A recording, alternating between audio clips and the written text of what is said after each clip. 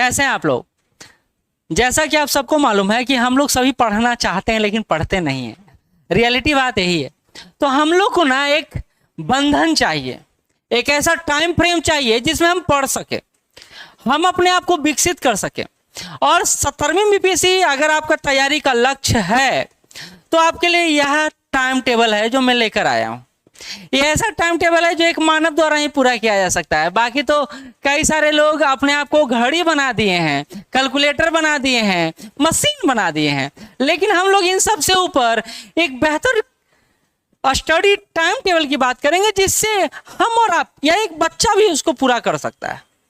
क्योंकि main motto है ना कि हम लोग अपना विकास करें, मानसिक विकास करें, ना कि सिर्फ घंटा जोड़ा है कि बउआ कितना घंटा पढ़ते हो, तो 12 घंटा पढ़ते हैं, कितना घंटा पढ़ते हो, 10 घंटा पढ़ते हैं, और वो आप 12-10 घंटा में क्या करता है, तो आधा देर खाली मोबाइल चलाते हैं।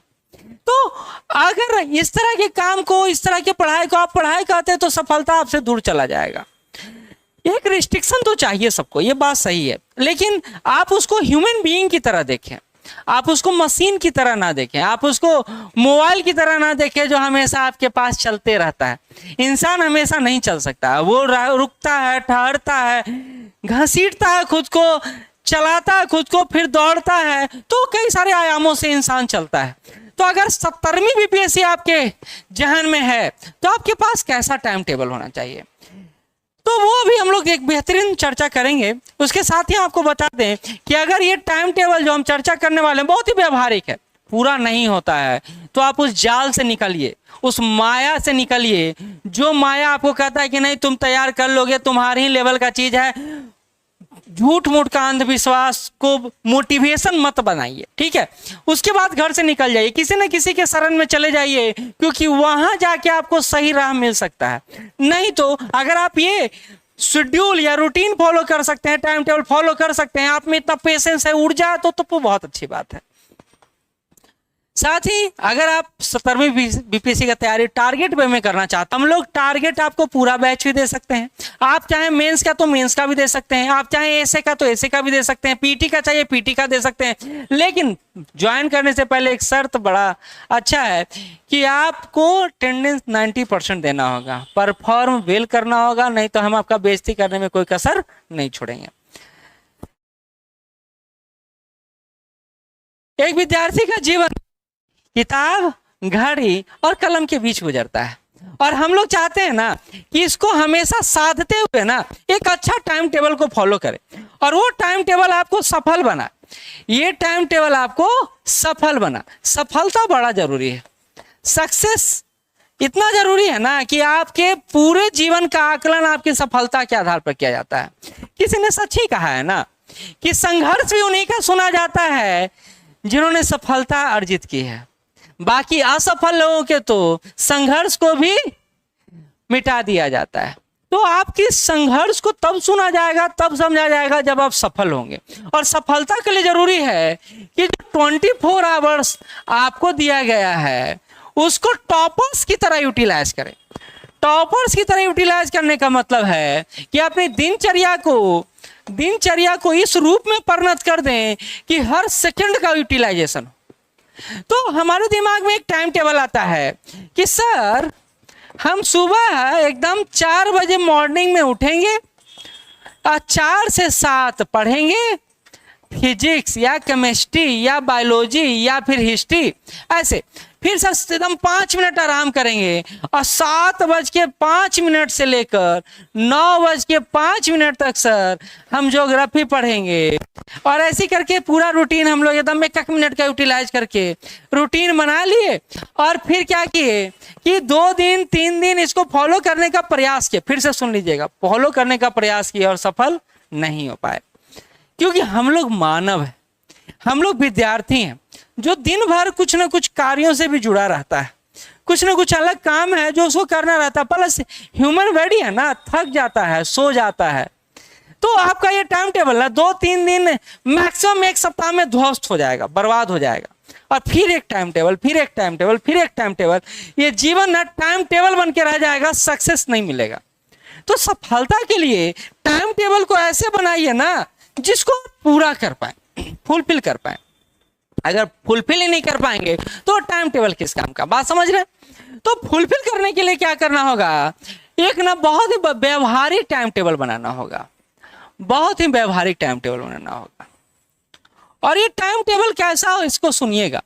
ये टाइम टेबल ऐसा होगा जो घंटों में नहीं बटा होगा, ये घंटों में नहीं बटा होगा, बल्कि ये टाइम टेबल आपके कार्यों में बटा होगा, यानी आपके काम करने की कैपेसिटी पर निर्भर करेगा। अब सोच रहे होंगे आप, सर क्या बात कर रहे हैं, कैसे? तो अभी तक आप क्या कर रहे थे, अभी तक आप पढ़ रहे थे कि अब हम लोग साइंस समाप्त करेंगे, हम लोग सोच रहे थे कि हम लोग हिस्ट्री समाप्त करेंगे, हम लोग सोच रहे थे पॉलिटी समाप्त करेंगे, हम लोग सोच रहे थे बिहार स्पेशल समाप्त करेंगे, ये ना सोच रहे थे। तो आप इसी शेड्यूल को कन्वर्ट करें इस रूप में, नहीं समझे, समझाता हूं मैं। आप शेड्यूल बनाए, मंडे, ट्यूसडे,